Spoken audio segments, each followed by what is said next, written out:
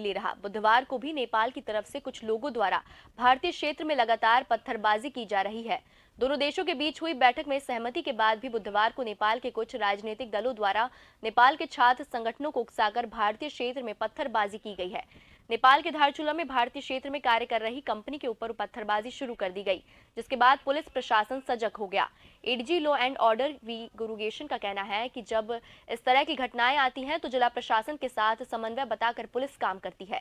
इसके साथ ही बड़ी घटना होने पर शासन इसको संज्ञान में लेता है और केंद्र सरकार को मामले के बारे में जानकारी दी जाती है। केंद्र सरकार के स्तर पर ही इसमें कार्रवाई होती है। आपको बता दें कि भारत में नदी तट पर धारचूला की सुरक्षा के लिए नदी पर तटबंध का निर्माण किया जा रहा है।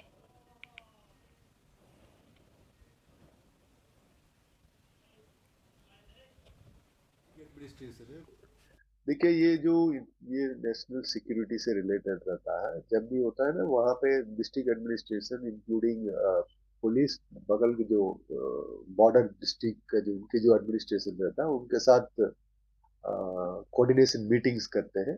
और जो मामला बहुत ज्यादा संगीन होता है वो फिर केंद्र सरकार का भी आकर्षित किया जाता है शासन के द्वारा।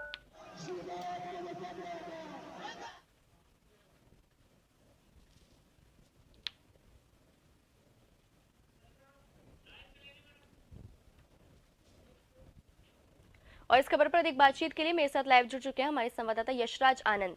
यशराज, इंडो नेपाल बॉर्डर पर जो लगातार है पत्थरबाजी का सिलसिला बढ़ता जा रहा है। यहाँ पर इसको लेकर नेपाल और भारत के बीच में बैठक भी हुई, जिसमें नेपाल के प्रशासन सरकार ने ये कहा कि उन्हें इस तटबंध के निर्माण से किसी तरह का कोई विरोध नहीं किया जा रहा है, लेकिन उसके बावजूद भी कुछ छात्र संघ के लोगों के द्वारा वहां की कंपनी के मजदूरों पर पत्थरबाजी की जा रही है, जिसमें कुछ मजदूर घायल भी हुए। तो क्या कुछ वहां के प्रशासन का कहना है और क्या वजह सामने आ रही है कि तटबंध के निर्माण का कार्य का इतना विरोध किया जा रहा है? जी, बिल्कुल, मैं बताना चाह रहा हूँ कि धारचूला में काली नदी के किनारे तटबंध निर्माण कार्य कर रहे मजदूरों पर नेपाल से पथराव हुआ। वहीं पर सुरक्षा कर्मियों ने पथराव करने वाले को भी खदेड़ दिया है। वहीं इसमें विरोध प्रदर्शन भी लगातार चलते जा रहा है। मैं आपको बताना चाह रहा हूँ कि धारचूला में जो विप्लव गुट के छात्रों के द्वारा यह प्रदर्शन किया, पथराव किया गया, जिसमें वहां के प्रशासन ने जब भारतीय प्रशासन ने जब नेपाल के प्रशासन से बातचीत की तो उन्होंने कहा कि बिल्कुल जब इस तरह की घटनाएं घटित हो रही है तो इसके ऊपर कड़ी निगरानी रखी जाएगी। उसके बाद वहां पर प्रशासन ने पथराव करने वाले छात्रों को खदेड़ दिया और साथ ही साथ वहां पर विप्लव नदी के पास विप्लव के जो छात्र संघ के लड़के हैं उनको भी खदेड़ करके उनके खिलाफ कार्रवाई भी की गई।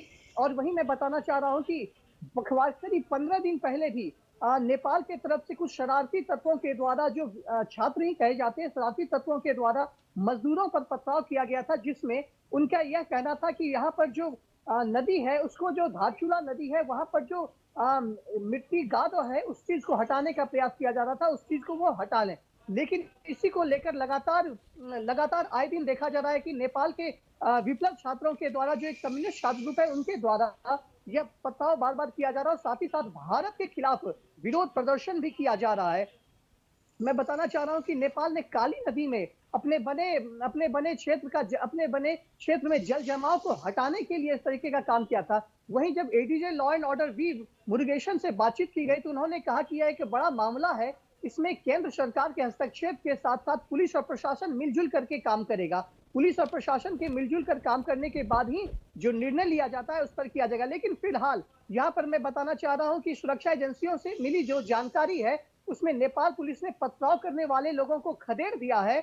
और वहीं पर यदि एडीएम धारचूला के अवकाश रहने पर भी चलते तहसील प्रशासन ने इसकी सूचना जिलाधिकारी चिथौड़ागढ़ को दी। उसके बाद मंगलवार को ही वहां पर आधिकारिक वार्ता हुई और उसके बाद से दोबारा से फिर ऐसी घटना ना हो, इसके चलते ऐसा आश्वासन दिया गया है। साथ ही साथ वहां से अब दोनों नेपाल और भारत में काली नदी पर जो गाद गिरा हुआ है उस पर हटाने का काम अब फिर से चालू हो गया है। लेकिन यह एक बड़ा प्रश्न उठता है कि रोटी बेटी का नाता जो भारत और नेपाल के बीच है, क्या उसमें यह संबंध जरूर कहीं ना कहीं खटास ला रहा है। तो यहाँ पर बात